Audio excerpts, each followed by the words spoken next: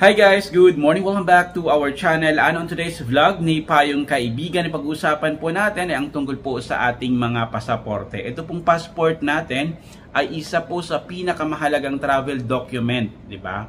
At tayo pong mga traveler, tayo po ang may pangunahing responsibilidad para po ingatan at protektahan ang dokumento po na ito. Di ba?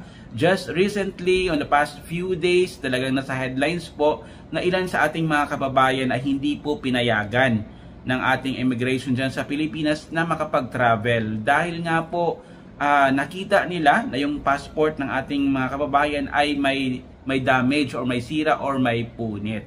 Marami nga po ang nagsasabi na goodbye na daw po sa laglag bala at hello, punit passport na. Pero sana guys, ito pong mga nangyayari ay isolated cases or isolated incident lamang at hindi po ito intention. So today's vlog ni Payong Kaibigan, pag-uusapan po natin kung ano po yung mga dapat nating iwasan para po hindi po masira yung ating passport. Okay? At kung bago pa lamang po yung sa aking YouTube channel, please don't forget to click the subscribe button. At kung kayo po ay nasa TikTok or nasa Facebook, please don't forget to follow for more OFW updates. Okay?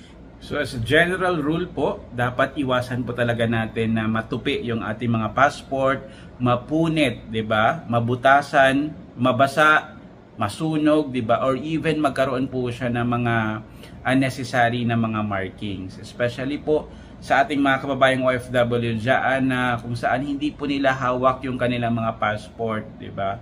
At syempre magugulat na lamang po sila na drawingan na po o nasulatan na po ng kanilang mga alaga. So as much as possible po guys, dapat po talaga ang passport po natin ay hawak po natin. Kasi baga tayo po ang may responsibilidad po nito. At syempre, may mga cases din po na yung mga passport natin, pag nailalagay po natin somewhere, ay pwede po siyang mangat-ngat ng ating mga alaga na aso, pusa, or even ng mga daga.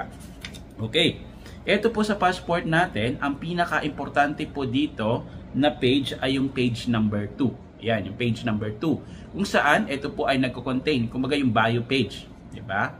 Ito po yung nagko-contain ng ating mga personal information. At ito pong passport natin ay very sensitive po ito. Meron po siya mga electronic, diba? Chips, machine, readable markings. At syempre, pag may nangyari po dito sa passport, at hindi po siya na mabasa ng machine dyan sa ating immigration, ay pwede po talaga tayo na ma-deny at hindi po tayo payagan na makapag-travel. Okay? At ito po yung announcement or parang infographic mula po sa ating DFA dyan sa Pilipinas. Masasabi pong mutilated ang inyong pasaporte or damage na po ito kung una, hindi na po mabasa ang passport data page or may naalis na impormasyon mula dito. Pangalawa po, kung ang passport chip ay may sira o kaya hindi na mabasa. Okay?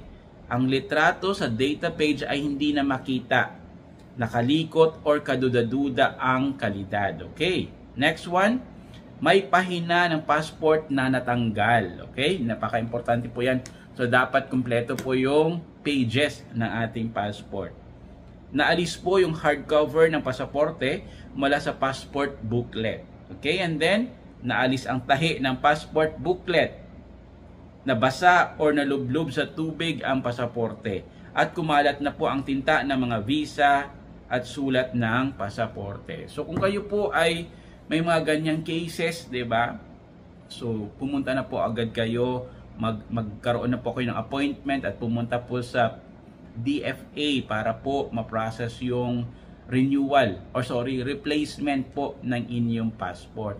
At kung kayo naman po, just in case may mga sira at hindi po kayo sure, 'di ba, kung kayo po ay papayagan na makapag-travel, ay pwede naman po kayong lumapit sa pinakamalapit na office ng ating DFA para ma-confirm po sa ating mga expert diyan kung pwede pa po tayo, 'di ba, makapag-travel given that specific condition ng ating passport.